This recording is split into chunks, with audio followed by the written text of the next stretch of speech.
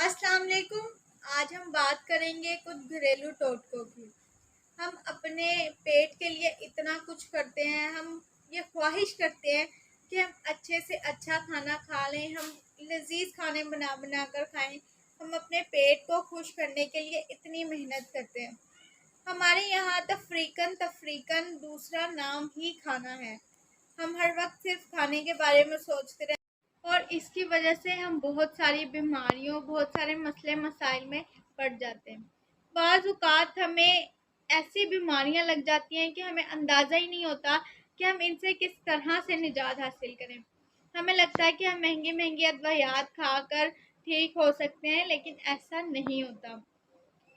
कहा जाता है कि जो शख्स अपने पेट को समझ गया, यानी उसे इस बात का पता चल गया उसे किस तरह की ग़िज़ा सूट करेगी, उसके पेट को किस तरह की ग़िज़ा दरकार है, जिससे उसके पेट का निज़ाम ख़राब ना हो और वो खाता पीता भी रहे।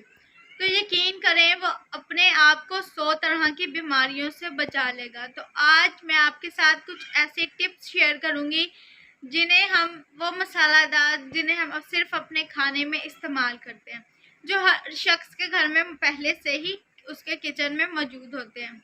सबसे पहले है हल्दी। अगर आप हल्दी का इस्तेमाल करना शुरू कर दें, हल्दी को नीम गर्म पानी में डालकर पीना शुरू कर दें या नीम गर्म दूध के साथ उसका इस्तेमाल करें, तो आप बहुत सारी बीमारियों से बच सकते हैं। यानी जो सोजिश हो जाती है, पेट में वर्म हो जाते हैं या मरोड़ उठते हैं, तो आपको उन बीमारियों से निजात मिलेगी अगर आप हल्दी का इस्तेमाल करना शुरू कर दें। इसके बाद है दालचीनी। हम मज़े मज़े के खाने खा लेते हैं, हमें इस बात का अंदाज़ा ही नहीं होता कि हमें उनसे क्या नुकसान होने वाला है। तो अगर हम खाना खाने के बाद दालचीनी का कहवा इस्तेमाल करना शुरू कर दें, तो वो हमारे पेट की चर्बी को कम करेगा और हमें मुख्तलिफ़ किस्म की बीमारियों से निजात मिलेगी। उसके बाद है बड़ी इलायची। मैंने अक्सर लोगों को सुना है कि उन्हें कब्ज़ रहती है या उनके घर अगर कोई बच्चा पैदा हो तो उसको भी कब्ज़ होती है। तो अगर आप इससे निजात हासिल करना चाहते हैं, तो आप बड़ी इलायची का पानी में उबाल कर उसका पानी इस्तेमाल करें। इससे आप कब्ज़ की इस मसले से निजात हासिल कर सकते हैं। उसके बाद है मीठा सोडा।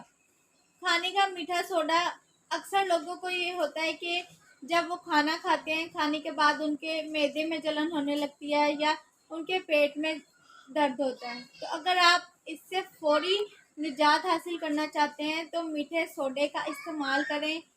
इससे आपकी ये बीमारी दूर हो सकती है, आप इस तकलीफ़ से निजात हासिल कर सकते हैं। पहले के लोग इन्हीं घरेलू टोटकों से अपनी बीमारियों को दूर करते थे। आप ये टोटके ज़रूर आजमाएं और कमेंट सेक्शन में ज़रूर बताइएगा कि किसको इससे फ़ायदा हासिल हुआ। जज़ाकल्लाह।